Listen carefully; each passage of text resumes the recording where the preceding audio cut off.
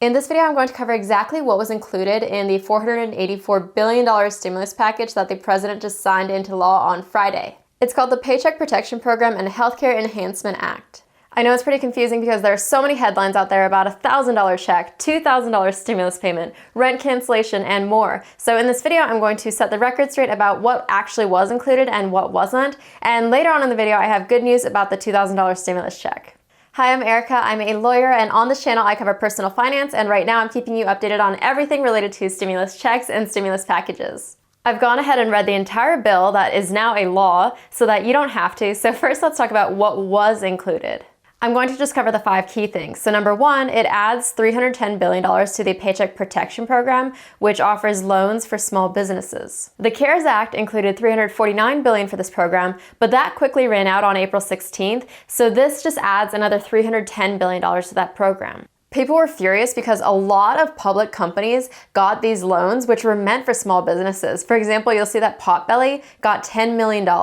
So this new law does 2 things to fix that problem. First, like I mentioned, it adds $310 billion into the program. And second, it adds a rule that at least $60 billion of those loans have to be made by smaller banks. This is partly because there were allegations that these bigger banks like Chase were basically playing favorites and giving priority for these loans to their bigger clients instead of to the smaller businesses that these loans were actually meant for. So by requiring that at least $60 billion of the loans have to be made by smaller banks, that just makes it more likely that these smaller businesses who are more likely banking with these smaller banks will actually get these loans.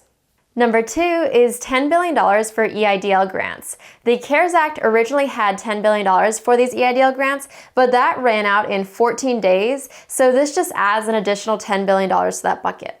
I talk about EIDL grants in detail in this video, but basically it's free money that does not need to be repaid for small businesses and for people like freelancers and independent contractors.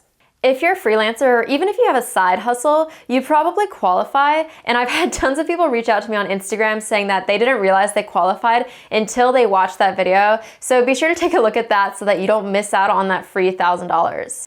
If you're seeing things like $1,000 stimulus or $1,000 check, this is probably what they're talking about, so this was included in the bill that was passed. Moving forward, number 3 is $50 billion for the disaster loan program. Number 4 is $75 billion for healthcare providers for things like preventing, preparing for, and responding to the illness. And finally, number 5 is $25 billion for testing for the illness. So this is for things like researching, developing, and expanding testing. Now let's talk about what wasn't included and why. The first thing that wasn't included was this $2,000 stimulus check. It's called the Emergency Money for the People Act, where every eligible person would get $2,000 a month for at least 6 months. And I talked about it and gave a summary of all of the key points in this video here. Also not included is the Rent and Mortgage Cancellation Act. If you want me to do a summary of that video, just let me know in the comments. Now I promised you good news, so here's the good news. These aren't off the table yet, they just haven't gone through the entire process. So here's the 5-step process for a bill to become a law. I'm not gonna bore you with detail, but if you do wanna learn more, you can go to my website, pluginlaw.com/stimulus, and I'll have the details there. Both the $2,000 stimulus check and the rent cancellation bill are in stage 2. So it's not like they're out of the picture just because they weren't signed into law on Friday. It's just that they haven't gone through this process yet. So in short, there's still hope, and I'm going to be keeping you updated on the progress of the rent cancellation bill and the $2,000 stimulus check on this channel, so don't forget to subscribe and hit the notification bell if you want to stay up to date with those. Please let me know in the comments below if you've gotten your $1,200 yet and which bill you'd rather see passed. If you want 2 free stocks, you can use my link below to sign up for Webull. And I'm going to see you next in this video. Thanks for taking the time to watch, and please put a thumbs up if it was helpful.